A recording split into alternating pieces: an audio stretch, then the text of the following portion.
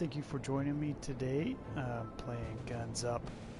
We're going to get into some strategy and some tips, and maybe you already know it all, but hey, I know I'm always learning. So, maybe I got something good for you. First, let's open this common card pack, see what we get. See if anything fun is sitting in there.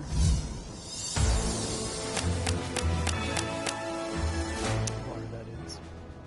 Oh good, I got paratroopers. I need to accomplish that task under my missions. But before we get into that, I thought I'd do a little tutorial on my base setup, why and how I chose what I did, and maybe it'd be helpful for you. So, first up, I have my base maxed out. That's the first thing I really did when I started playing, was try to achieve my base size be maximum size so that people have the maximum amount of real estate that they need to run across. And that's important because it allows the guys that are spawned from my base and my tents to have the most time to run out and meet them before, you know, they approach the first defenses I have set up. First trick I'll point out is, notice I have a explosive barrel here at the edge of my real estate, but of, you know, my baseline, my property, whatever you want to call it.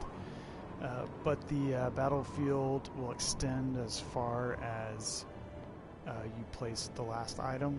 I don't know how it's calculated, but I do know that when my last item was around here where my defenses start, it didn't extend as long, and so putting the barrel all the way out here makes the enemy that's going to be attacking you spawn further out in player versus player, not in CPU defense. I'm not sure if that has any varying on it or not. I forget. It's been a long time. Door area focused fire, because I call that the kill zone. You know, it's nothing new. It's a old concept. You guys may want to read up on the lessons of Bushido, and there's a division of Bushido about base building that's really interesting. If you guys don't know what that is, I'm sure you do, but Bushido is a Japanese code of, well, the way of the warrior. But so there's a discipline of base building, and I find that very interesting. So I play a lot of games where I can build bases. So that's something I really enjoy, and I'm kind of creative. So anyway, so if I use my left mouse one, you can see all the blue to where my defenses all, I guess, meet. And you can see the brightest blue here in the center. I mean, this is my primary kill zone.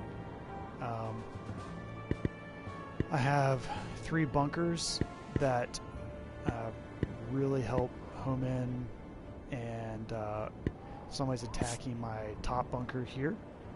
Then I have my bunker here in the, I'll call it the funnel or the canyon I have set up, that will help defend that area.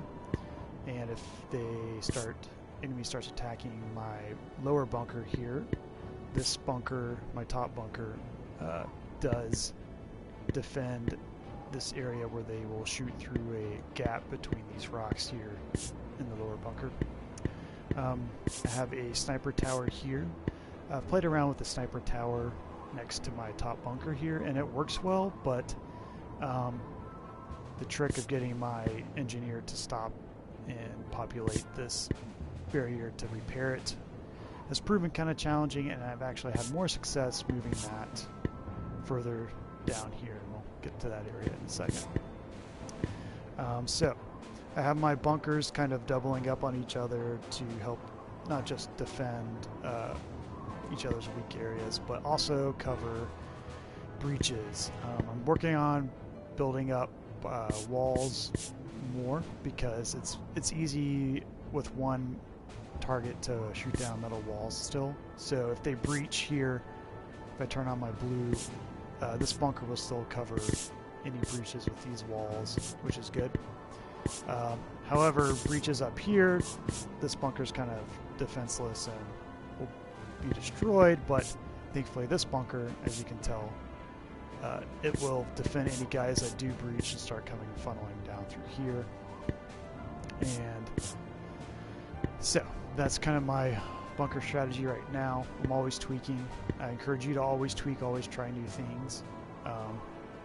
And part of my strategy with my defense are using engineers here. So they're in my tent. It's a level 6 right now. And the goal with engineers are trying to set up areas where they'll stop while they're running along in the I don't know, along the canyon, but like if you set up barricades and sandbags and whatnot, that'll encourage them to stop and stay around. And so that's why I have staggered defenses here, because I want to encourage my engineers whenever they come across them to stop, and that way they can help mend and repair damage. So that's one tactic you can use with these tank traps and hedgehogs, whatever you want to call them. You can sprinkle them about in defensive areas that you want engineers to repair your buildings, and so that's what I do.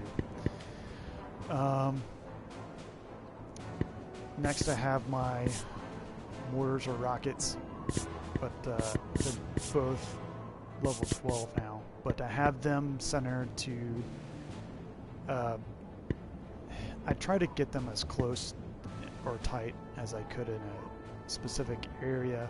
I like that they fan out a little bit, but they're more effective, in my opinion, hitting like at the same time. They do more damage, and some people stagger them so that you're always within their fire throughout. As you move, you may hit, like, say this one's here, then I may move this mortar here to fire if you were in this area and about to destroy this one. But I find it more effective to have the most powerful firepower hitting simultaneously. So that's just how I like to play. I need to build another anti-aircraft gun down here next to my lower bunker, because that is a vulnerable area and I want to bolster that. So walls and that AA gun are the next buildings that I will be building as I get more build points. So this I call is the first part of my defense, or the forward defense area, and then this will be my middle defense. And as I get higher in the game, I'll build up more a back defense, because unless you dynamite a lot of the natural defenses here, it's tough to get two bunkers or two towers that can be parallel to each other across the map. And really this area, especially when you're starting out, is the only place you can do that. So I could put two bunkers or two sniper towers, and it's a really good way to just have constant coverage of your area. I also want to build up more walls to funnel guys into another kill zone, secondary kill zone. So it's kind of, it's not as good as I want it here, that they're coming out of this canyon into this area, but it works. I like having this wall here. It gives my guys that extra little bit of a chance to come out and finish off, and that has definitely played into a lot of successful endings. You have that last little push of your guys spawning, and you get to just foil the efforts of your foes. So I'm not real infantry heavy on my defenses. I like them funneling through the canyon here and attacking head on. It slows down and frustrates the attackers and our opponents. I think people may be critical of, well, probably of everything I do, but of how I have my item setup or my defenses, because it's not traditionally how I've seen a lot of people set up their defenses. Like, you want a major kill zone with lots of obstacles in one area.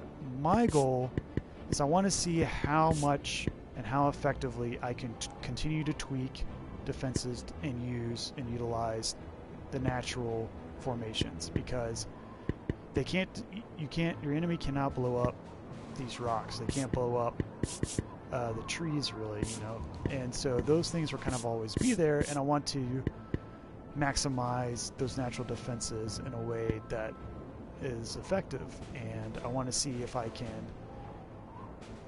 kind of mimic closely, not 100%, what a real world situation may be.